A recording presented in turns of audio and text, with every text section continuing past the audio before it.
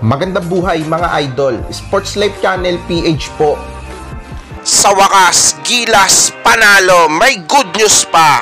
Pero bago yan, huwag niyong kalimutang mag-like at mag-subscribe sa ating channel. O ayan mga bossing ko, nanalo nga po ang Gilas Pilipinas sa naging laban nila kanina kontra sa mga taga-Thailand. Pero hindi naging madali ang naging panalo na yon ng Gilas. Kasi pumalag at nagpakitang gilas din ang mga taga-Thailand. May pagkakataon pa nga na nalamangan pa ang Gilas na umabot pa nga ng 10 puntos. Pero dahil sa adjustment nila Coach Tim Cone at individual talent ng mga taga-Gilas, nanaig nga po ang giting at galing ng Pilipinas kontra sa Thailand. Dahil sa naging panalo ng Gilas sa Thailand, katabla na natin ang bansang Jordan sa first at second spot sa Group C. Para pa rin yan sa men's basketball, magandang balita din kasi nga dahil pa rin sa pagkakapanalo ng Gilas sa Thailand, aabante at papasok na ang Gilas sa next round ng Asian Games. May isa pa at huling laban ang Gilas sa elimination round.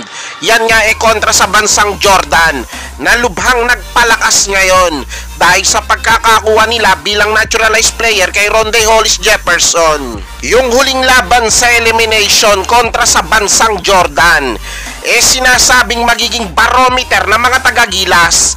Yan nga sa pagsungkit ng medalya ngayong Asian Games. Lubhang mahalaga ang laban ng Gilas kontra sa Jordan kasi nga para sa posisyonan sa next round ang magiging resulta ng laban na yon. Syempre gusto natin na maperpekto ang panalo sa pagtatapos ng elimination round para hanggang sa next round dala-dala ng mga taga-Gilas ang momentum sa panalo. O ayan, kayo mga bossing ko, sa ipinapakitang Gilas ngayon ng koponan ng Gilas Pilipinas sa Asian Games, bumabalik na ba ang kumpiyansa nyo sa ating national team? O i-comment nyo na yan sa ating comment section. Yan ang mabilis nating balita ngayon. Kung nagustuhan nyo ang aking video, huwag nyo kalimutang mag-like at mag-subscribe.